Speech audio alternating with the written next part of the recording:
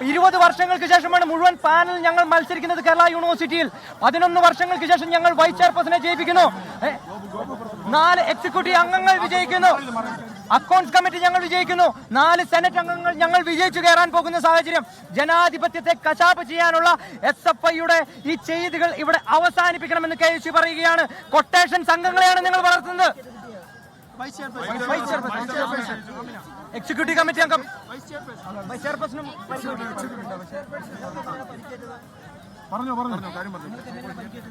അങ്ങോട്ട് മാറി നിൽക്കുമായിരുന്നു. അവര് കല്ലെടുത്ത് എറിഞ്ഞു തന്നതാണ്. മാറി നിന്നിട്ട് കല്ലെടുത്ത് എറിഞ്ഞു.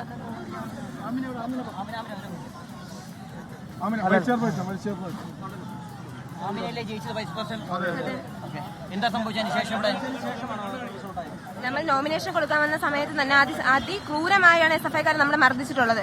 എന്തിനു പറയുന്നു, അതിനെ പിന്തുടർന്ന് തന്നെ ഇപ്പോഴത്തെ വീണ്ടും ഇലക്ഷൻ ജയിച്ച സമയത്തും അവരത് തന്നെയാണ് പ്രവർത്തിച്ചത്. നമ്മുടെ എല്ലാം കൂട്ടം കൂടി അവിടെ അകത്ത് നിന്ന സമയത്ത് അവർ പറഞ്ഞത് നമ്മൾ പുറത്തുനിന്ന് ആരോ കല്ലെറിഞ്ഞു എന്ന വ്യാജേനെ അവർ നമ്മുടെ കല്ലെറിയാണ് ചെയ്തത്.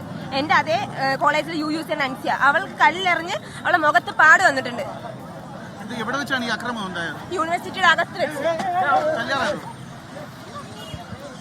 സംഘർഷ സമ്പന്നമായ സാഹചര്യമാണ്. ഇപ്പോൾ ഒരു വിദ്യാർത്ഥി, അതായത് ഈ കേരള സർവകലാശാല ആസ്ഥാനത്തിനകത്തുണ്ടായിരുന്ന ഒരു വിദ്യാർത്ഥി ഈ റോഡിലേക്ക് ബോധരഹിതയായി വീണതാണ് നമുക്ക് ആ ദൃശ്യങ്ങളിൽ കാണാൻ സാധിക്കുന്നത്.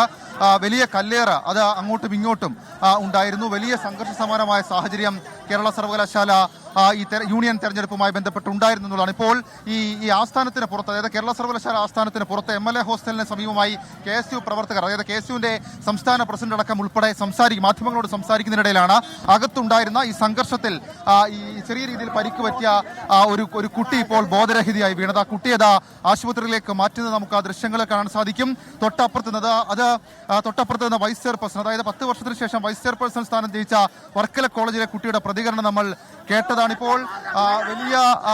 വലിയ സാഹചര്യത്തിലേക്ക്, വലിയ സംഘർഷ സമാനമായ സാഹചര്യത്തിലേക്ക് കാര്യങ്ങൾ പോകുന്നത് നമുക്ക് ഈ ദൃശ്യങ്ങളിൽ കാണാൻ സാധിക്കും. ഏതായാലും KSUവിന്റെ സംസ്ഥാന നേതാക്കൾ ഉൾപ്പെടെ ഇവിടെ എത്തിയിട്ടുണ്ട്. വലിയ സംഘർഷമാണ് അതുമായി ബന്ധപ്പെട്ട് ഇവിടെ നടക്കുകയും ചെയ്തിട്ടുള്ളത്. കൂടുതൽ പെൺകുട്ടികൾക്കടക്കം പരിക്കേൽക്കുന്നത് നമ്മൾ കണ്ടിരുന്നു. ഏതെങ്കിലും തരത്തിൽ ആ സംഘർഷത്തിന് ഒരയവുണ്ട് എന്ന് നമുക്ക് പറയാൻ കഴിയില്ല.